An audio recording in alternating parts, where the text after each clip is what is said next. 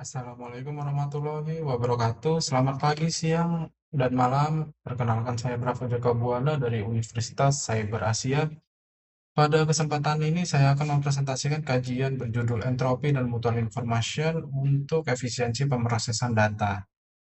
Kajian ini merupakan sintesis terstruktur terhadap 10 studi yang terbit pada rentang tahun 2022 sampai 2025. Pembahasan berfokus pada penggunaan entropi dan mutual information dalam pembelajaran mesin, optimasi deep neural network, IoT, computer vision, jaringan SDN, dan seleksi fitur. Kajian ini menggunakan pendekatan Prisma dan Peacock secara adaptif, namun perlu ditegaskan bahwa korpus yang digunakan merupakan korpus tertutup dari matriks yang telah tersedia. Oleh karena itu, hasil kajian ini dibaca sebagai proksi pemeliharaan informasi dalam pemrosesan data, bukan sebagai bukti pemulihan pesan setelah melewati kanal yang mengalami noise. Slide ini menjelaskan ruang lingkup dan karakteristik korpus penelitian. Kajian ini menggunakan 10 artikel yang telah disediakan dalam matriks. Semua artikel dipertahankan dan tidak dilakukan pencarian tambahan melalui database ilmiah. Bidang yang dikaji cukup beragam, yaitu data berdimensi tinggi, sinyal IEG dan IoT, trafik SDN, citra OCT, serta data deret waktu. Intervensi yang diamati meliputi entropi, mutual information, loss berbasis entropi, dekomposisi relevansi dan redundansi, serta pendekatan aproksimasi MI. Outcome yang dilaporkan oleh studi-studi tersebut antara lain akurasi, jumlah fitur, dimensi data, konvergensi pelatihan, dan kemampuan deteksi. Namun, korpus ini tidak menyediakan model kanal komunikasi secara eksplisit. Tidak terdapat pengukuran blur, laju bit, kapasitas kanal, maupun kurva laju distorsi. Karena itu, kesimpulannya harus dibatasi pada efisiensi representasi dan pemrosesan data. Metode kajian ini menggunakan kerangka Peacock dan alur Prisma adaptif. Pada komponen population, data yang dikaji mencakup data berdimensi tinggi, sinyal IIG, data IoT, trafik SDN, citra OCT, dan data deret waktu. Pada bagian intervention, metode yang dianalisis meliputi entropi Shannon dan entropi diferensial, mutual information entropy based loss, serta metode seleksi fitur yang mempertimbangkan relevansi dan redundansi. Outcome yang diamati adalah akurasi, pengurangan dimensi atau jumlah fitur, percepatan konvergensi, dan kemampuan deteksi. Untuk alur prisma adaptif, terdapat 10 rekaman yang diidentifikasi, 10 rekaman disaring, tidak ada studi yang dikeluarkan, dan seluruhnya dimasukkan ke dalam sintesis. 5 studi inti diverifikasi lebih lanjut untuk memastikan formulasi teori informasi dan keterbatasan metodenya. Meskipun menggunakan istilah Prisma, kajian ini memiliki batas metodologis yang perlu dijelaskan. Kajian ini tidak melakukan strategi pencarian database secara independen. Selain itu, tidak terdapat proses deduplikasi dan tidak ada catatan alasan eksklusi karena seluruh artikel dalam matriks memang diminta untuk dipertahankan. Dengan demikian, kajian ini bukan sistematik literatur review formal yang bertujuan memperkirakan cakupan seluruh literatur.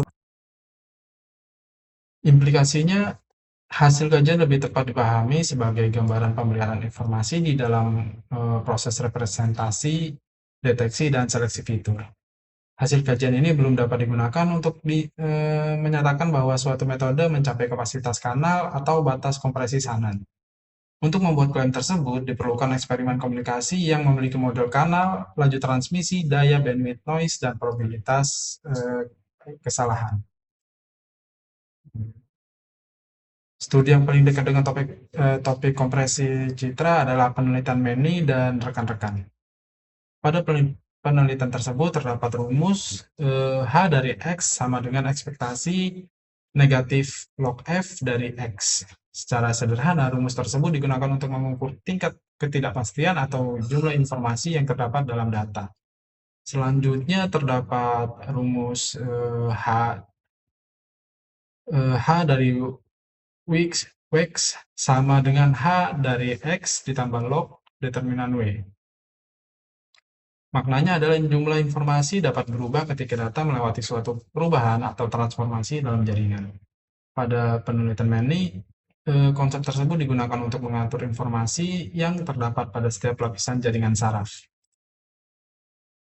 Pada slide ini, rumus digunakan sebagai dasar untuk membuat penalti pada setiap lapisan jaringan.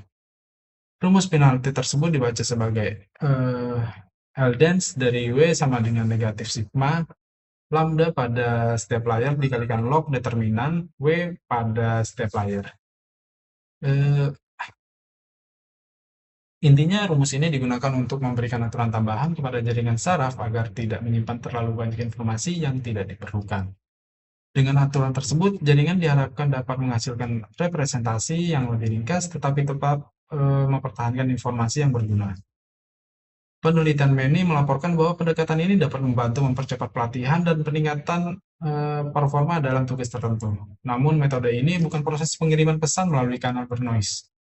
Metode ini hanya mengatur cara jaringan saraf menyimpan dan mengolah informasi di dalam proses pelatihan. Pada slide ini terdapat rumus kapasitas kanal Shannon. C sama dengan B dikali logaritma basis 2 dari 1 ditambah P dibagi N 0B. Secara sederhana, rumus ini digunakan untuk menghitung kapasitas maksimum suatu saluran komunikasi. Kapasitas tersebut dipengaruhi oleh bandwidth, daya sinyal, dan gangguan atau noise. Namun, penelitian Manny tidak mengukur seluruh komponen tersebut. Penelitian tersebut juga tidak melaporkan blare, laju bit, atau kurva laju distorsi. Karena itu, kita tidak dapat menyatakan bahwa metode Manny telah mencapai batas sana. Kesimpulan yang tepat adalah metode tersebut membantu meningkatkan efisiensi representasi dan pelatihan jaringan, bukan membuktikan efisiensi pengiriman pesan melalui kanal komunikasi. Walaupun metode-metode tersebut bermanfaat, masih terdapat masalah dalam penerapan real time.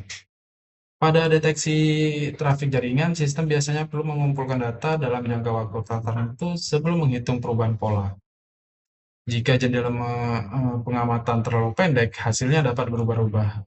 Jika terlalu panjang, sistem menjadi lambat dan dalam memberikan keputusan. Pada seleksi fitur menggunakan mutual information, fitur yang penting dapat berubah ketika kondisi data berubah. Artinya, sistem perlu melakukan perhitungan ulang agar tetap sesuai dengan kondisi terbaru. Selain itu, penelitian yang dikaji belum banyak melaporkan latensi dari awal sampai akhir, kecepatan pemrosesan, penggunaan energi, dan tingkat kesalahan setelah data melewati kanal. Jadi metode yang memiliki akurasi baik belum tentu cocok digunakan pada sistem real time apabila membutuhkan waktu atau sumber daya yang terlalu besar. Gap atau kesenjangan utama dalam penelitian ini adalah belum adanya metode yang mempertimbangkan kualitas informasi dan biaya operasional secara bersama. Untuk menjawab masalah tersebut, saya mengusulkan metode bernama ACCESS, yaitu Adaptive Cost Constraint and Conditional Evaluation Selection. Pada metode ini terdapat rumus H sub theta dari X ditambah Y dan Z sub S. Secara sederhana, rumus ini menunjukkan jumlah informasi yang masih belum diketahui setelah sistem menerima hasil pengamatan dan fitur yang dipilih. Dalam akses, sistem akan memilih fitur atau representasi yang paling berguna. Sistem juga memperhatikan apakah terjadi perubahan pola data, berapa bandwidth yang digunakan, berapa daya yang dibutuhkan, dan berapa lama prosesnya. Pada rumus tersebut terdapat pula bagian D sub KL yang dibaca D sub KL. Bagian ini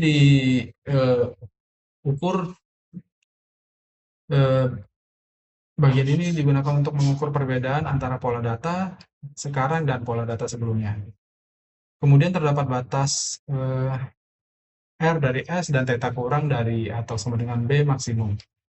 Artinya jumlah data yang dikirim tidak boleh melebihi bandwidth yang tersedia. Selanjutnya, P dari S dan theta kurang dari 1, kurang dari atau sama dengan P maksimum. Artinya daya yang digunakan tidak boleh melebihi batas daya yang ditentukan. Terakhir, E dari T, S, dan theta kurang dari atau sama dengan T maksimum.